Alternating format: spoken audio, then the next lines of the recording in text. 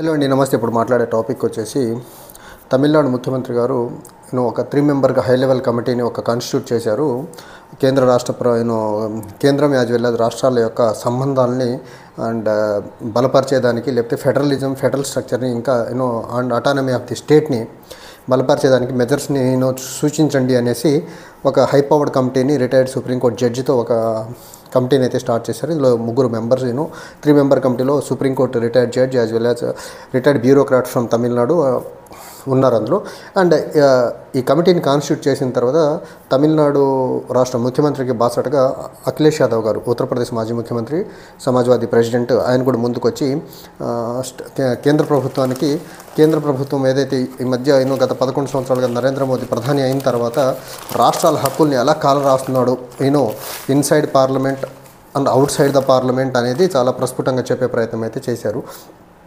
So కేంద్ర ప్రభుత్వం రాష్ట్రాల యొక్క హక్కుల మీద కాలరాయడం మంచిది కాదు. సో అది unnecessary interference in the state administration ఏదైతే ఉందో దాన్ని బీజేపీ తగ్గించుకుంటే బెటర్ ఉంటుంది. అండ్ బీజేపీ ఒకటి తెలుసుకోవాల్సిన అంశం ఏంటంటే, కేంద్రంలో ఉన్నటువంటి ప్రభుత్వం, ఏ పార్టీ నడుపుతున్న ప్రభుత్వం అయినా సరే, ఫెడరలిజం యొక్క బేసిక్ స్ట్రక్చర్ ఆఫ్ ది కాన్స్టిట్యూషన్లో పార్ట్గా ఉన్నటువంటి ఫెడరలిజాన్ని రెస్పెక్ట్ చేయాల్సిన బాధ్యత కేంద్రంలో రూలింగ్లో ఉన్నటువంటి ప్రతి పార్టీ మీద ఉంటుంది.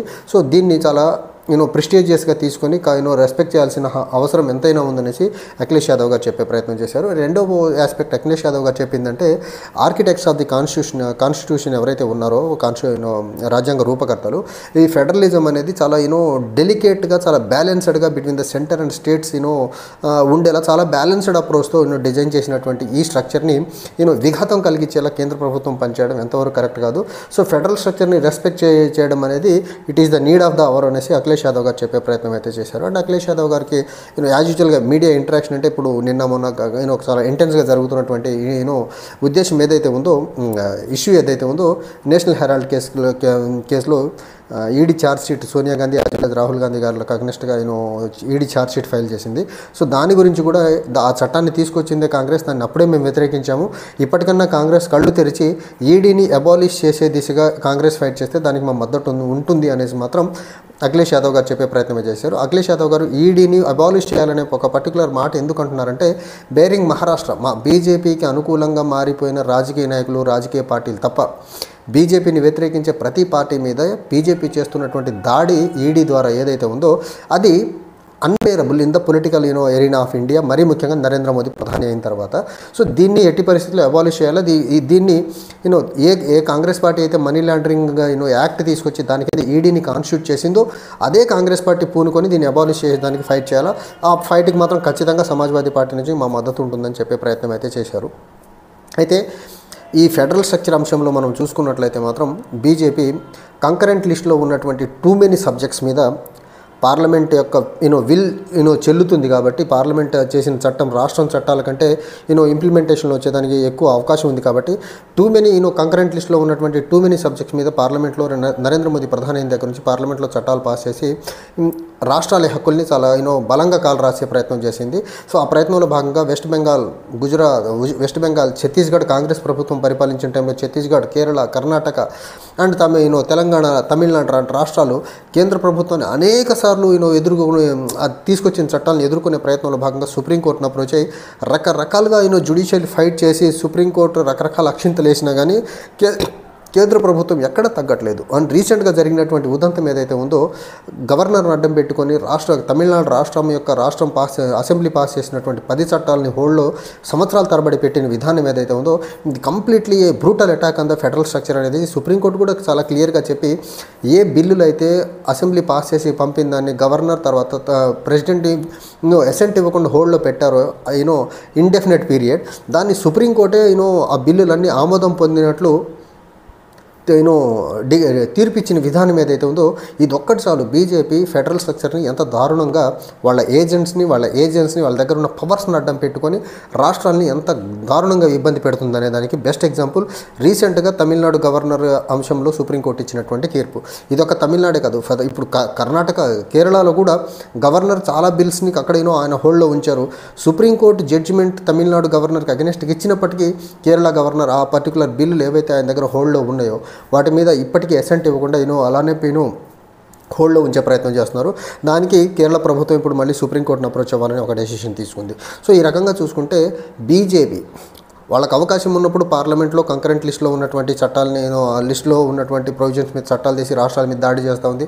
ఇంకో పక్క గవర్నర్స్గా పక్కా సంఘ పరివార మనుషుల్ని కూర్చోబెట్టి గవర్నర్ల ద్వారా రాష్ట్రాల మీద అజమాయిషీ చెలాయించి రాష్ట్రం యొక్క హక్కుల్ని కంప్లీట్గా కాలు రాసే ప్రయత్నం చేస్తుంది. ఇంకో పక్క ఈ ఇన్వెస్టిగేటింగ్ ఏజెన్సీస్ని వాడుకొని రాష్ట్రాల్లో ఉన్నటువంటి ప్రభుత్వాల యొక్క స్వయం ప్రతిపత్తిని దెబ్బతీసే ప్రయత్నం చేస్తూ ఉంది. సో ఈ రకంగా చూస్తుంటే దేశంలో ప్రజాస్వామ్యం అనేది కంప్లీట్గా డిస్ట్రక్షన్ దిశగా తీసుకెళ్తుంది BJP by using there coercive measures. So ఈ కోయర్సివ్ మెజర్స్ వల్ల భారతదేశంలో ప్రజాస్వామ్యం అనేది స్వేచ్ఛాయుతంగా ముందుకెళ్లేదానికి ఆస్కారం ఉంటుంది. మనం నామకే వాస్తే ప్రజాస్వామ్యంలో ఉన్నాం, ఓట్లు వేస్తున్నాం, ప్రభుత్వాలు వస్తున్నాయి. కానీ ప్రభుత్వాలు ప్రజాస్వామ్యబద్ధంగా బీజేపీకి నచ్చని, బీజేపీకి వ్యతిరేకంగా లేకపోతే బీజేపీ తీసుకున్న డెసిషన్స్కి అగెనెస్ట్గా పనిచేసే అవకాశం ఉందా అంటే ఖచ్చితంగా లేని పరిస్థితి. ఇప్పుడు మనం వక్ఫ్ అమెండ్మెంట్ యాక్ట్ చూసుకుంటే కొన్ని రాష్ట్రాల్లో ఉన్నటువంటి పార్టీలు వక్ఫ్ అమెండ్మెంట్గా అమెండ్మెంట్ యాక్ట్కి అగెనెస్ట్గా సుప్రీంకోర్టులో కేసులు వేసాయి.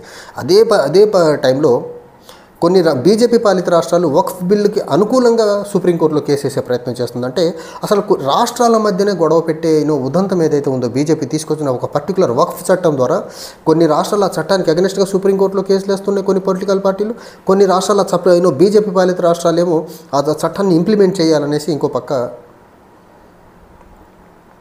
కేసులు వేసే ఉదంతం. సో ఈ రకంగా చూసుకుంటే బీజేపీ రాష్ట్రాల మధ్య ఒక గొడవ పెట్టే ప్రయత్నం చేస్తుందంటే వక్ఫ్ అమెండ్మెంట్ దానికి బెస్ట్ ఎగ్జాంపుల్. కొన్ని రాష్ట్రాలు వక్ఫ్ని అమెండ్మెంట్ చేయాలని, కొన్ని రాష్ట్రాలేమో వక్ఫ్ని అమెండ్మెంట్ చేయొద్దు, ఇది ఫండమెంటల్ రైట్స్ కంప్లీట్గా వైలేట్ చేస్తుంది, రిలీజియస్ ఫ్రీడమ్ని వైలేట్ చేస్తుందని కొన్ని రాష్ట్రాలు, కొన్ని పొలిటికల్ పార్టీలు.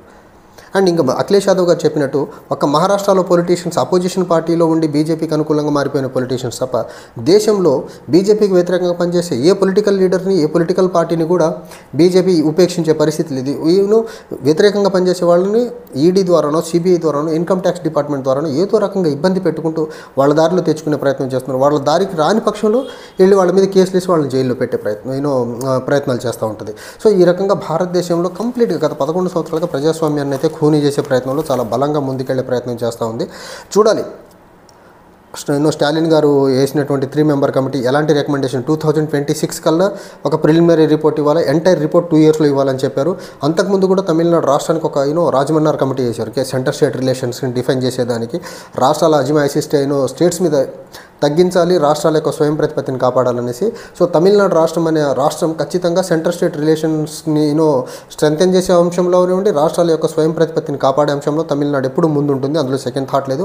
దానికి బెస్ట్ ఎగ్జాంపుల్ అంతకుముందు వచ్చినటువంటి రాజమన్నార్ కమిటీ వచ్చినటువంటి రికమెండేషన్స్ అన్ని తమిళనాడు ప్రభుత్వం కాన్స్టిట్యూట్ చేసిన కమిటీ అది.